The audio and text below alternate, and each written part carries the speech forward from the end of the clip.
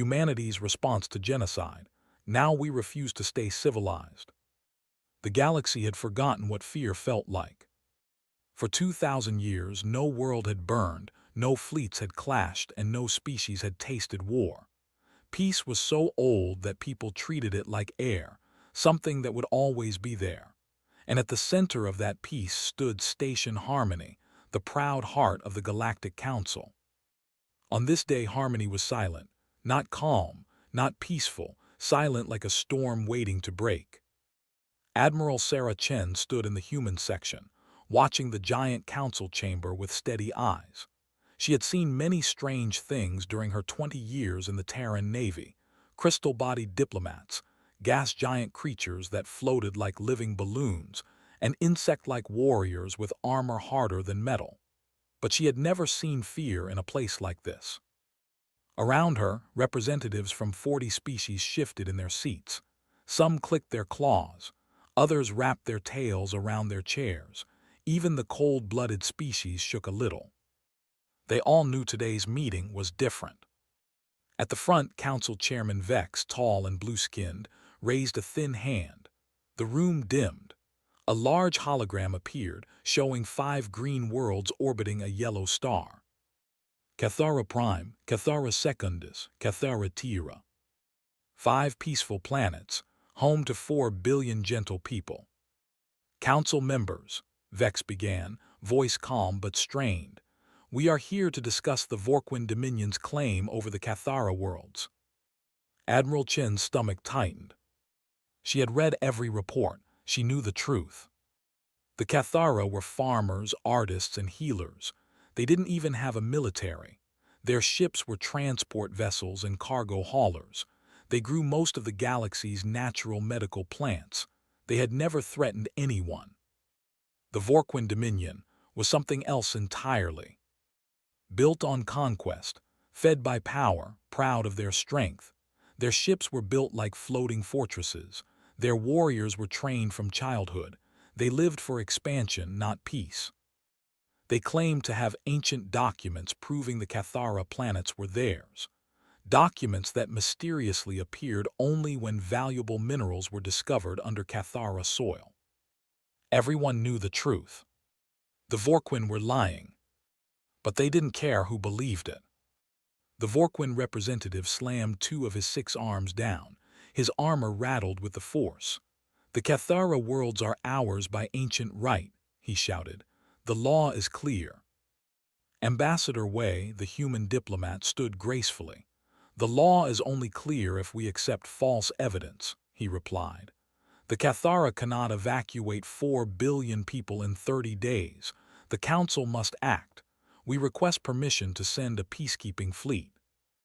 A wave of noise filled the room, nervous clicking, angry growls, confused voices. Some supported humans. Most stayed quiet. A few looked away in shame. The Vorquin representative pointed a claw at the human section. Humans involve themselves in matters that do not concern them. Admiral Chen wanted to shout back, but she couldn't. Military officers were required to stay silent inside the chamber. Chairman Vex raised his hand again. Silence returned. We must consider all sides, he said. We must use patience. We cannot rush to action. Patience. Chen wanted to laugh or scream. The Vorquin fleet was already moving. Reports showed 200 fully armed warships heading toward the Cathara system, and the Council wanted patience. For 3 long hours the debate dragged on. Nothing happened. Nothing changed. When the session finally ended, Chen left the hall with a cold weight in her chest. This was the day she began to doubt the Council. Back on her ship, she studied the star map. 5 bright worlds glowed like tiny jewels. They looked safe, beautiful, peaceful, but she knew they would not be safe for long. Commander Park joined her. He looked young, too young to witness the failure of an entire civilization. Admiral, he said softly, new scans confirm it. The Vorquin fleet is forming, 200 warships, all heading to Cathara space. Chen's jaw clenched. She already knew the next part. Orders from Earth, she asked. Park swallowed. Observe only, no engagement, follow council law. Observe. Watch. Do nothing. It felt like a punch to the heart. Chen ordered the small Terran peacekeeping fleet, 12 light ships, to move to the edge of Cathara space. They would be close enough to witness everything, but forbidden from helping. The days that followed were torture. She watched Cathara broadcasts, children crying because they had to leave their homes, families trying to pack everything into small bags, artists taking last photos of their cities before abandoning them forever. Every request for help was answered with polite excuses. Too far, too expensive, too dangerous, too political. When day 28 arrived, a sharp alarm rang on Chen's bridge. Vorquin fleet detected. 200 warships. Weapons active. Jumping into the system in hours. Chen stood tall, her face hard. The broadcast from Cathara Prime arrived. A trembling voice filled the bridge. This is Cathara Prime, we beg for help. Anyone please, we cannot run, we cannot hide. We have children, elders, please. The voice cracked. Then more voices screamed. Then silence. Chen looked at her crew. Their faces were pale, their hands shook. The Vorquin fleet appeared on the sensors. A wall of metal. A wave of death. A storm aimed at peaceful worlds. Everything the Council believed in was about to break. And humanity was ordered to watch it happen. But deep inside Admiral Chen, something was changing, something that would soon change the entire galaxy. When peace broke, the Vorquin fleet arrived like a shadow falling over the stars. 200 warships, each one larger than any Cathara city, slid out of hyperspace and formed a tight formation above the outermost planet. Their dark metal hulls reflected nothing, not light, not color, not hope. It was as if the fleet was built to erase the sky itself. From the bridge of her peacekeeping ship, Admiral Sarah Chen watched in silence. Her crew stood frozen behind their stations. No one spoke. No one breathed loudly. The moment felt like standing on the edge of a cliff, waiting to fall. Chen knew this was the moment the galaxy would remember. Or the moment it would pretend never happened. A message flashed on the screen. Origin Cathara Prime. Priority SOS. Chen's heart tightened. Put it on speakers, she ordered. A trembling voice filled the bridge. It belonged to a Cathara elder, his tone soft, almost musical even through fear. This is Cathara Prime calling any ship who can hear us. We need help. The Vorquin fleet is approaching our cities. We have nowhere to run. We do not understand why this is happening. More voices echoed behind him, panicked shouts, crying footsteps. Someone yelled, "They're coming closer." Another voice repeated, "Please hurry. Please hurry." Then a sharp noise cut through. The transmission ended. Only silence remained.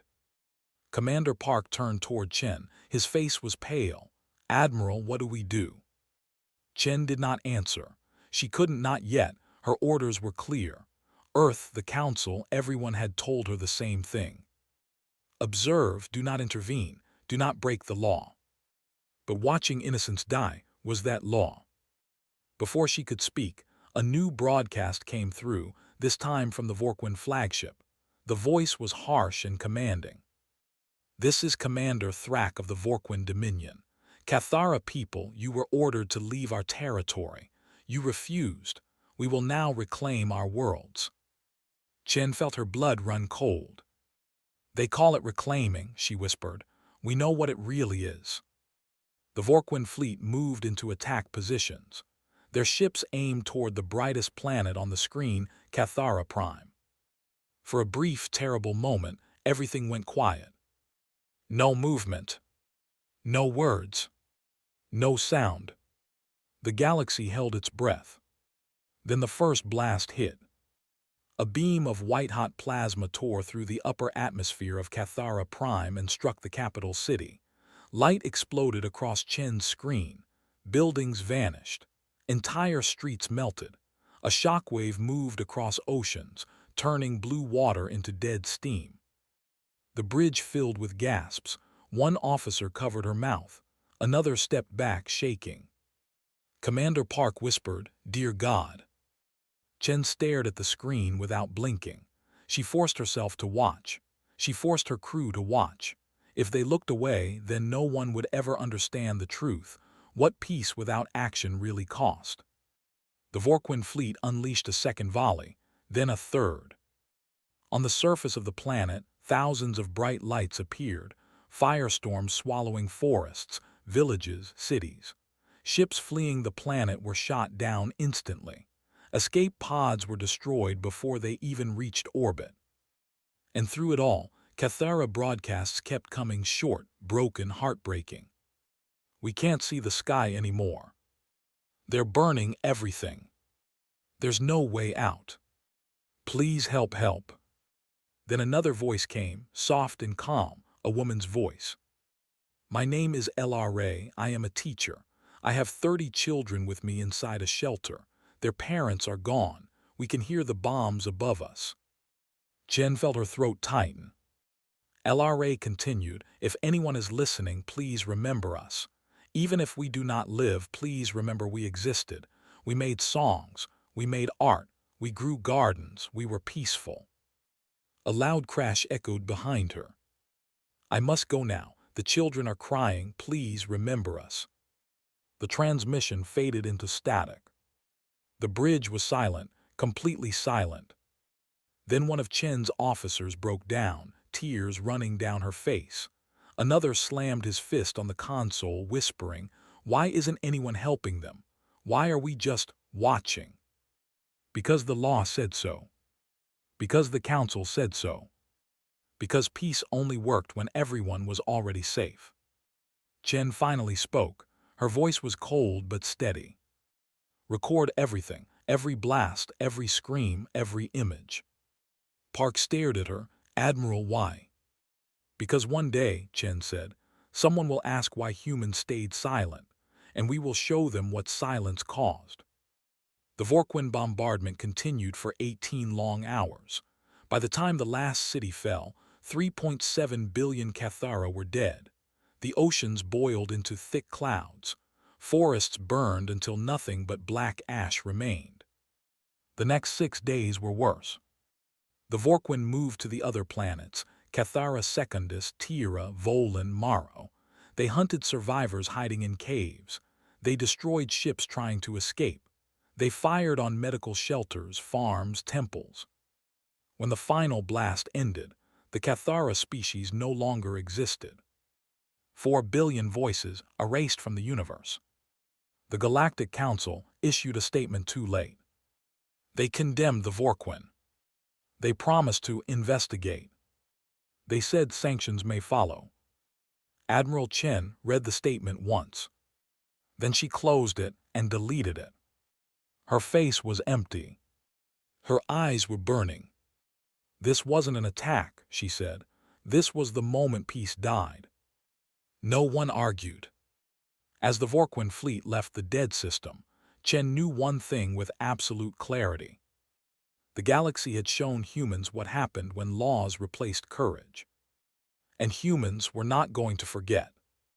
Not ever. The mask comes off. The Cathara system was silent. No voices. No signals. No life.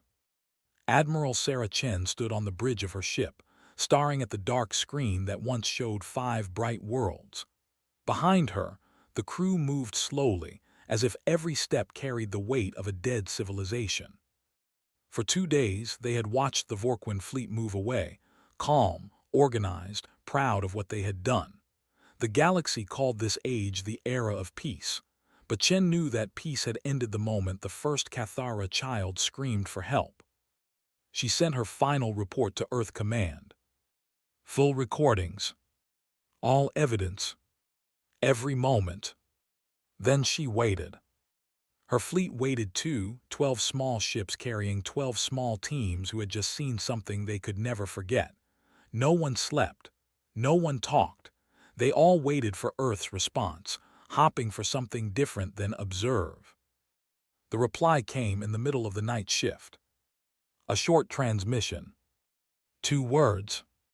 Permission granted. Chen froze. She read the message again and again. She felt a quiet spark inside her chest, a spark she had buried for years, a spark called justice. Commander Park walked toward her unsure. "Admiral, what does it mean?" Chen stared at the screen. "It means," she whispered, "we are done pretending." Park blinked. "Pretending what?" "That we are weak." She stood tall. For the first time since joining the Navy, she felt like the uniform on her shoulders actually meant something. "Recall all Terran peacekeeping ships," Chen ordered. "Every diplomat, every trader, every research team, every citizen, all of them come home." Park hesitated. "All, Admiral, that means humans leave the entire Council space." "Yes," she said, "we leave everything and everyone." Within hours, human ships quietly disappeared from Council territories. Trade routes shut down. Embassies closed. Human colonies sealed their borders. Council members scrambled in confusion. Some thought humans were afraid. Some thought humans were ashamed. Some thought humans would return in a week. But none of them understood what was happening. Not yet. Admiral Chen was ordered to return to Mars Command. She traveled in silence, her crew still shaken but ready for whatever came next. When her ship finally jumped into Mars orbit, Chen saw something she had never seen before. The sky above Mars glowed with light. Hundreds, no, thousands of massive ships hovered in perfect formation. They were nothing like the small peacekeeping vessels the galaxy knew. These ships were bigger, darker, sharper, built for war, not transport, built to survive, not to escort. Chen felt her breath catch. She had known rumors. She had heard whispers during training. But she never believed them. Commander Park stared at the window. "Admiral, how long have these ships existed?" Chen didn't answer. She didn't know. A shuttle escorted her down to the largest facility on Mars, a place she thought was only a simulation. Deep under the surface, a huge metal door opened, revealing a command center so large it felt like a city. Screens covered every wall.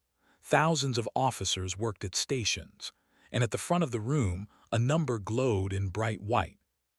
12,000 ships. Chen whispered, This is real." A voice touched her shoulder. "It was real long before you were born." General Marcus Stone stood behind her. Broad shoulders, white hair, a face carved by time and old battles. He was the kind of man you believed without question. "Welcome home, Admiral," Stone said. Chen turned to him. "General, why me? Why bring me here?" Stone did not smile. He only nodded at the giant screen. "Because you watched an entire species die. Because you followed the Council's laws even when they broke your heart. Because you know what justice costs." Chen looked again at the number. 12,000 ships. Hidden for 150 years. Hidden to appear harmless. Hidden because humans knew something the rest of the galaxy forgot. Peace is safest when protected by strength. Stone walked with her to a raised platform. "When we joined the Council, they asked us to limit our weapons. They wanted us peaceful. We agreed. And then we limited ourselves even more," Chen said quietly. "Yes," Stone replied. "Because humans know what war can do. We never wanted it again. But we also know what happens when good people have no power." He tapped a screen. Row after row of forbidden weapons appeared. High-speed kinetic systems. AI-guided missiles. Stellar destabilizers. EMP nets. Gravity warheads. Chen felt a chill. "You built these, even after the treaties." Stone's eyes hardened. "We signed their treaties. We followed their rules, but we remembered our history. We kept our real strength hidden because one day—" He placed a hand on her shoulder. "We knew someone would need us to use it." Chen didn't ask who. She already knew. The Cathara. The 4 billion voices that would never speak again. "The council failed," Stone said. "They let genocide happen. Now the galaxy needs someone who won't fail." He handed Chen a small metal badge, heavy, cold, marked with 3 black stars. "You are now Fleet Admiral Sarah Chen," Stone said. "You will command the entire Terran Navy." Chen felt the weight of the badge, the weight of responsibility, the weight of 4 billion silent voices demanding justice. "What are my orders?" she asked. Stone looked her in the eyes. "Simple," he said. "The Vorquin Dominion must never hurt anyone again." Chen closed her fist around the badge. "When do we begin?" Stone pressed a button. The entire room brightened. 6 hours, he said. "Your fleet is already waiting." Chen stared at the screens, at the ships, at the weapons, at the soldiers boarding their stations. The mask of peace had come off. For the first time in centuries, the galaxy was about to see what humans really were. And it would never forget. Operation Reckoning. 6 hours later, Fleet Admiral Sarah Chen stood on the bridge of her new flagship, the TNV Remembrance. The ship felt alive. The floors hummed with energy. The screens glowed with quiet strength. Every surface whispered the same message. Humanity had finally stopped hiding. Through the large front window, Chen saw something that made her breath pause, a sight no one in the galaxy had ever witnessed. The Terran Navy assembled. Row after row of dark, silent ships floated in perfect formation. Thousands of vessels, all shapes, all sizes, each built for one purpose, to stop evil before it could grow stronger. Commander Park, now promoted and in a fresh uniform, stood beside her. His eyes were wide. "Admiral, I never imagined we had all this." Chen answered softly, "Neither did the galaxy." A communication came from High Command. Simple words, clear intention. "Proceed with Operation Reckoning." Chen nodded. "Signal the fleet, prepare for synchronized jump." Park sent the order. More than 10,000 ships responded instantly. Engines brightened. Weapons locked into standby. Every pilot, every officer, every soldier knew exactly why they were here. Not for revenge. Not for power. But because the galaxy had seen a terrible failure, and someone had to fix it. Chen opened a secure channel. Her voice carried through the entire Terran Navy. "This is Fleet Admiral Sarah Chen. Today we move not as conquerors but as protectors. The Vorquin Dominion destroyed a peaceful species. They believed no one would stop them. They were wrong. We do not fight for anger. We fight for justice. And we will not stop until the galaxy is safe." Silence followed, but it wasn't empty. It was full of determination. Chen gave the order. "All ships jump." A bright flash swallowed the fleet. The Terran Navy vanished. The Vorquin Dominion never expected an attack. Their commanders believed humans were soft, too peaceful, too obedient to council rules. Their spies reported that humans owned only a few small ships. They thought humanity would protest, maybe send angry messages, but nothing more. So in Vorquin space, life moved normally. Their stations were busy. Their patrols were relaxed. Their fleets were spread across multiple systems. And then, without warning, everything changed. 17 Vorquin systems lit up with alarms at the exact same second. Thousands of Terran ships appeared out of nowhere, each one emerging close to a critical target: fleet yards, military stations, weapons research centers, communication hubs. In every system, Vorquin officers shouted in confusion. How many ships? Where did they come from? They're everywhere. But there was no time to prepare. Admiral Chen's fleet struck first. Her flagship Remembrance appeared above the Vorquin military headquarters, a huge armored station that controlled all Vorquin operations. Hundreds of Vorquin warships were docked there, unprepared, systems offline.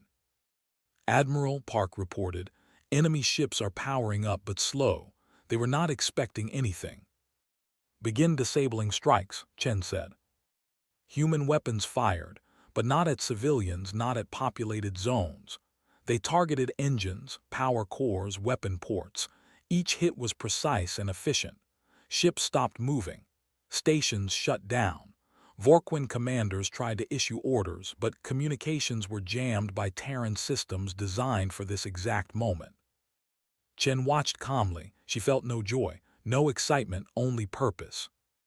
Across all 17 systems, the same pattern repeated. Terran ships arrived. Vorquin forces panicked. Terran fleets disabled everything within minutes. One Vorquin admiral tried to send a surrender message early in the assault, but human protocols were still active. The fleets could not accept surrender until all military risks were controlled. The galaxy used to think humans had weak military ability. Now every species would learn the truth. Inside the council chambers far away, chaos filled the room. Chairman Vex stared at the live reports. Though the humans are everywhere, they attack without warning. They ignore our communication requests. Some council members shouted in fear. Others stared in disbelief. A few simply watched, their faces serious, understanding what was happening. A quiet voice spoke. We failed the Cathara. Humans will not let that happen again. But no one could do anything.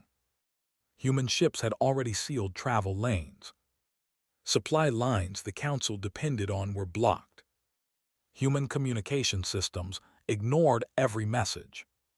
For the first time in 1,000 years, the council felt powerless. Back in Vorquin space, Admiral Chen watched as the central military station began to shut down. She turned to Park. Report. Vorquin fleets in all 17 systems are fully disabled, Park said.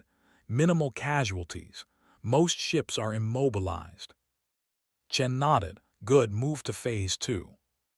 Human strike teams deployed across the systems, securing military assets, collecting evidence, and shutting down command centers. Everything was done with discipline and control. An incoming signal appeared. A Vorquin officer, shaking, appeared on the screen. Humans, why are you doing this? We surrender, please stop. Chen remained calm. You asked why, she said. Because you destroyed 4 billion innocent lives. Because the council refused to stop you. Because the galaxy must learn that harming peaceful worlds has consequences. The Vorquin officer stared at her, speechless. Chen ended the call and looked at her fleet. Prepare for the next move, she said. The Vorquin home system will make its last stand. We will end this cleanly, and we will end it soon. As the Terran fleets moved deeper into enemy space, the rest of the galaxy finally understood. Humans had not become monsters. Humans had simply stopped pretending to be harmless. The last stand. The Vorquin Dominion was collapsing. One system after another had gone dark. Their military stations no longer answered. Their patrol fleets sent last messages filled with confusion and disbelief. Across their entire territory, one truth spread like a cold wind. The humans are coming. For the first time in generations, the Vorquin leadership felt fear. Inside the Vorquin High Command bunker on their homeworld, dozens of officers argued loudly. Screens flashed with red alerts. Maps updated every few minutes, each showing a smaller and weaker empire. They disabled our fleets in minutes, one officer shouted.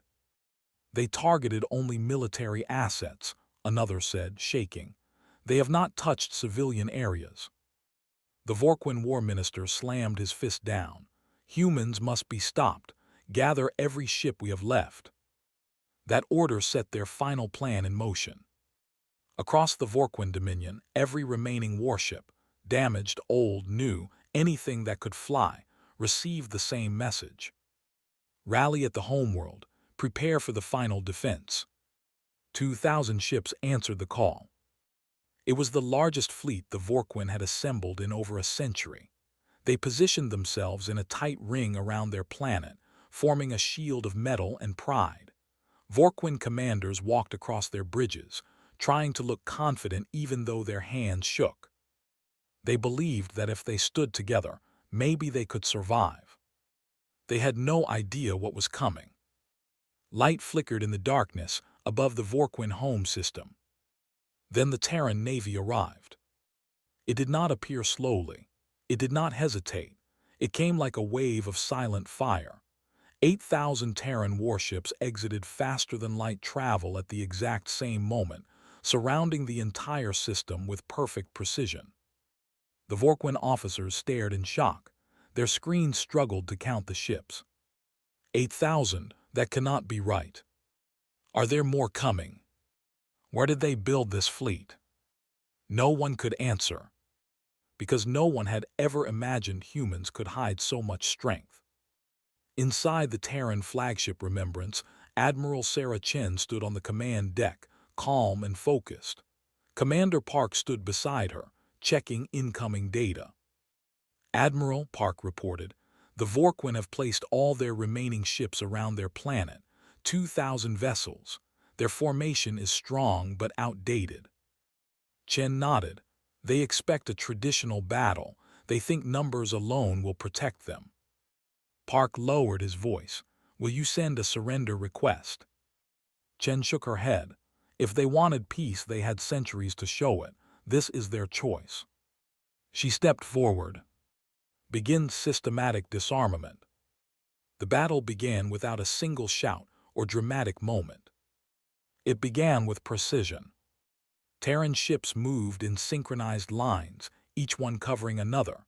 They launched pulses designed to disable engines. They targeted weapon systems, shield generators, and power cores, not life support. Within minutes, the outer ring of Vorquin ships lost mobility. Vorquin commanders panicked. Focus fire on the human flagships. It's no use. Our weapons are not locking. Our engines are shutting down. How are they this strong? The Terran Navy didn't boast. It didn't taunt. It didn't rush. It simply dismantled the Vorquin fleet one piece at a time. Chen watched the progress calmly. Status, she asked. Park scanned the board. Half their fleet disabled, minimal resistance, no civilian damage. Chen nodded. Continue. Even though the Vorquin had planned to fight to the last ship, fear began spreading through their lines. The humans were not like any enemy they had faced before. They were controlled, skilled, and impossibly coordinated. The Vorquin War Minister attempted a final broadcast. This is the Dominion High Command. Humans, you cannot destroy us without becoming what we are. Chen heard the message. Her reply was simple. We are not here to destroy your people, only your ability to harm others. For a moment, silence answered her. Then the final phase began. Terran carriers released swarms of unmanned drones, fast, accurate, emotionless.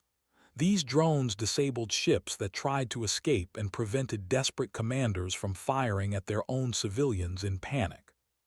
Within 6 hours, the last Vorquin warship lost power. The battlefield went quiet. 2,000 Vorquin ships floated helplessly in orbit, disabled but intact. The Terran Navy had not lost a single ship. Commander Park released a long breath. It's over, Admiral. Their entire military has fallen.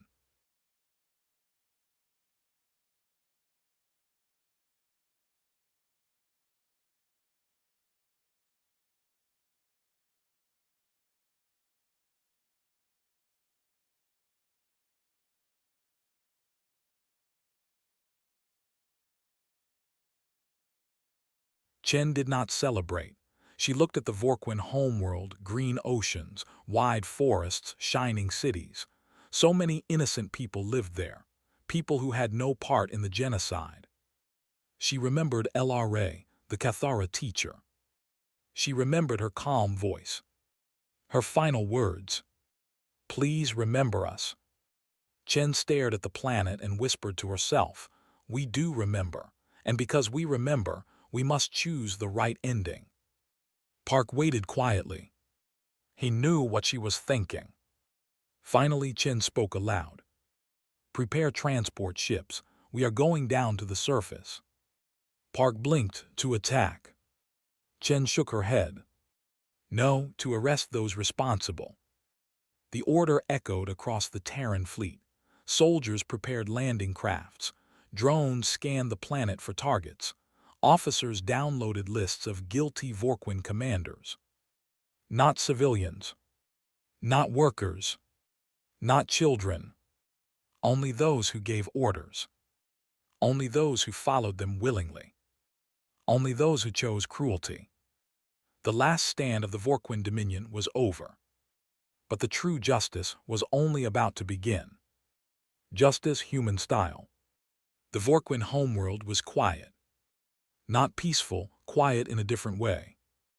A heavy, uncertain silence filled the skies as the Terran Navy completed its final scans. Vorquin civilians stayed indoors, watching the clouds for any sign of human warships. Some whispered that the humans would destroy the planet, just as the Vorquin destroyed the Cathara worlds. Others prayed that humans were different. Fleet Admiral Sarah Chen stood on the deck of the Remembrance, looking down at the blue-green planet. It reminded her painfully of Cathara Prime before everything changed. Commander Park approached softly. "Admiral, all Vorquin military vessels are fully disabled. Their remaining stations have surrendered, and the people are waiting for your decision." Chen did not answer immediately. She kept thinking of LRA, the Cathara teacher, the calm voice in the middle of chaos. LRA never asked for revenge. She only asked to be remembered. That memory guided Chen now. "Park," she said quietly, "prepare the arrest teams. Begin the operation." Park nodded, though he looked confused. "Only the list, Admiral." "Only the list," she repeated firmly. "The operation begins." In the next hour, Terran landing crafts broke through the clouds in neat lines. They didn't aim for cities or public spaces. They targeted military bases, government bunkers, command centers, all the places where decisions were made. Terran soldiers moved with strict discipline. Their armor was clean. Their steps were silent. They did not shout. They did not threaten. They only followed their orders. Locate and arrest the 67,000 Vorquin officials responsible for the Cathara genocide. No more. No less. Across the planet, Vorquin citizens watched from windows and rooftops. They saw human soldiers knock politely on the doors of government buildings. They saw officers escort former commanders out of offices without violence. They saw drones scanning archives and pulling out digital records. For the first time, many Vorquin realized something. Humans were not here to punish a species. They were here to uphold justice. And justice had a long memory. The differences become clear. At one command center, a Vorquin guard asked a human soldier, "What will you do to us? Are we all being taken?" The soldier shook his head. "Only those on our list. Ordinary citizens will not be touched." Several Vorquin gasped in surprise. Another guard whispered, that is not how we would treat you." The soldier's voice stayed calm. "That is why we are here, to stop the cycle." Across the world, similar scenes unfolded. High-ranking Vorquin leaders, generals, admirals, intelligence officers, stood silently as humans read out charges. Some argued loudly. Some denied everything. Some tried to run and were quickly stopped by drones. But no one was harmed and no civilian was threatened. Chen watched the reports come in. 2,500 arrests completed. 8,400 secured. 15,000 no resistance. 25,000 cooperative. The numbers kept rising.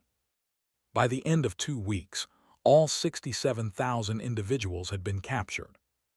The Vorquin Dominion, once fierce and proud, had been dismantled without a single building destroyed, without a single innocent life lost. Even the Council, watching from a distance, did not know whether to feel fear or respect. Maybe both. The trials on the ruins. The Terran fleet transported the prisoners to a single location.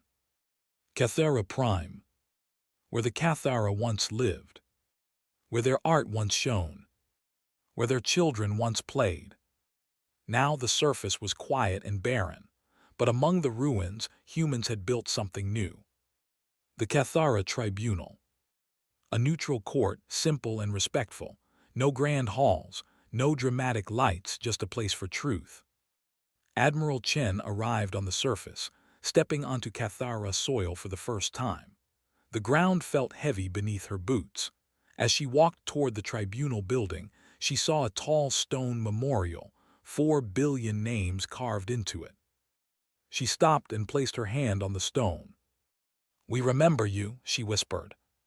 Then she walked inside. The trials begin. The hearings were not rushed. Every defendant had a lawyer. Every piece of evidence was shown. Every order, every message, every recording collected by humans was displayed before the court. Some Vorquin officials tried to justify their actions. Some claimed they only followed orders. Some cried for forgiveness. Some showed no regret at all. But the tribunal did not judge by emotion. It judged by facts. Chen watched from the back row of the court, her expression steady. She thought of the Cathara teacher again. LRA wouldn't have wanted cruelty. LRA would have wanted fairness. That was what Chen delivered. After 3 months of hearings, the results were clear. 52,000 guilty. 15,000 cleared. Only those who chose cruelty were punished. Those who were simply soldiers, without involvement, were released. The galaxy watched and learned something new about humans. Humans could be terrifying in battle, but they were disciplined in justice. The sentences. The punishments followed Terran law, nothing cruel, nothing slow, nothing painful. Many received lifelong imprisonment. Those who were most responsible, those who planned the genocide, received final sentences carried out quickly and silently. No spectacle. No torture. No revenge. Just law. Just consequence. Just closure. When the last sentence was delivered, Admiral Chen stepped outside into the cold wind. She looked at the massive stone memorial in front of her. 4 billion names. 4 billion reminders of what happens when peace has no protection. Commander Park joined her. "It's done, Admiral. The trial's all finished." Chen took a breath. "No, it's not finished. Not until the galaxy understands the meaning of justice." Park nodded. "Then what happens now?" Chen looked up at the sky, where Terran ships floated like guardians. "Now," she said quietly, "we rebuild what the Vorquin destroyed, and we make sure this never happens again." The new galaxy. The war was over, but the galaxy was not the same. For the first time in thousands of years, the Galactic Council had watched justice delivered by someone other than themselves. They watched as humans dismantled a military empire without touching a single civilian.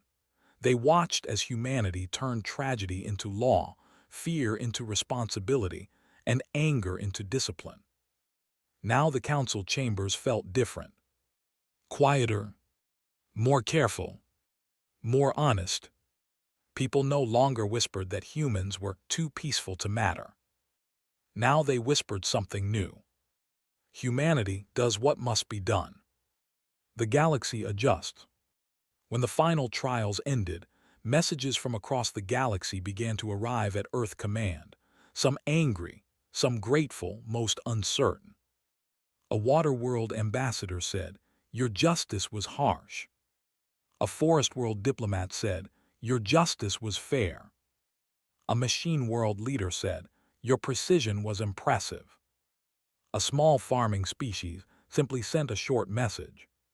"Thank you." The Galactic Council debated for weeks. Should humans be expelled? Should humans be feared? Should humans be trusted? But the truth kept rising to the surface. No other species had protected the innocent when it mattered. No other species had acted when the Cathara were dying. No other species had the courage or the strength to stop the Vorquin. Many council members realized something uncomfortable. The galaxy needed humans more than it wanted to admit. Finally, the council sent an official invitation to Earth. Help us rebuild. Help us prevent another genocide. Help us write new laws. They called it the Chen Protocols, rules that demanded action, not endless debates. Rules that said if any species tried to destroy another, the council would respond immediately. And if the council failed, humanity had permission to act. A new role for humans. Earth accepted the offer, but not as servants. Not as weak members. Not as silent partners.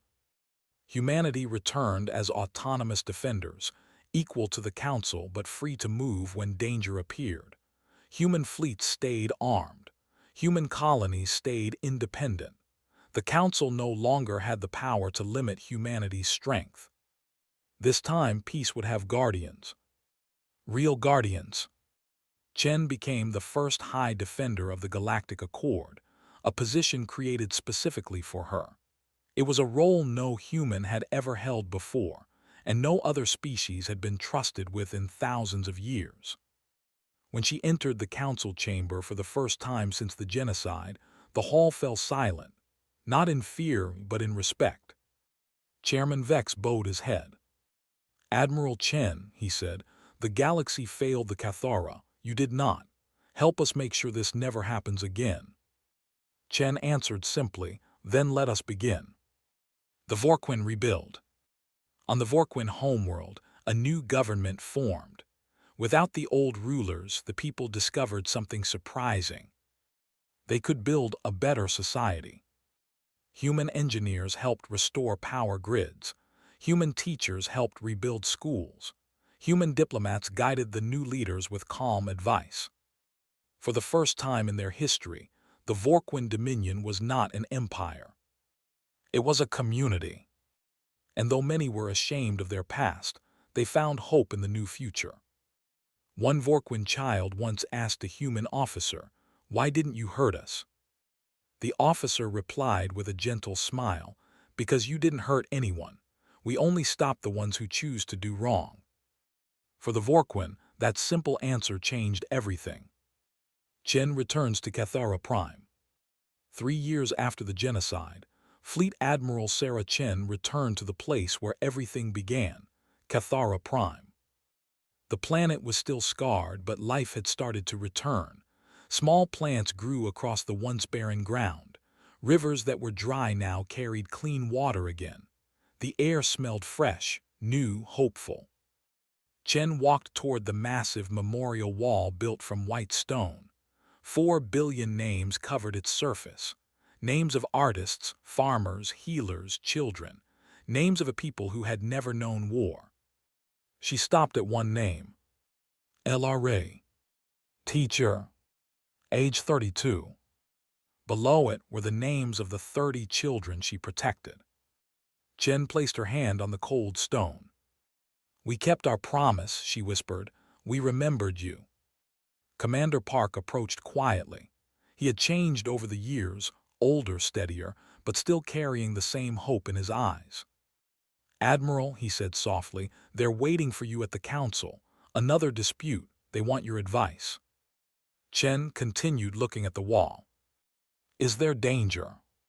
Park nodded, "Always." Chen took a long breath. "Then we go. If we don't protect the weak, who will?" Park smiled. No one like us. A galaxy protected. Chen turned from the memorial. The wind blew gently, carrying the scent of new life. She walked toward her shuttle parked beside her. Above them, Terran ships watched from orbit. Not as conquerors, not as tyrants, not as monsters, but as guardians. Because humanity had learned something the hard way. Peace means nothing if it cannot defend itself. As Chen boarded her ship, she looked back one last time at the white memorial wall. She wasn't looking at names anymore. She was looking at a promise carved in stone. A promise humanity would keep. A promise the galaxy now believed in. Civilization would not fail again. Not while humans were here. The engines roared softly. The shuttle lifted. A new chapter of the galaxy began. And this time, justice had a guardian. With a human face. If you enjoyed this video, please like it, subscribe to the channel, and hit the bell icon for more amazing videos.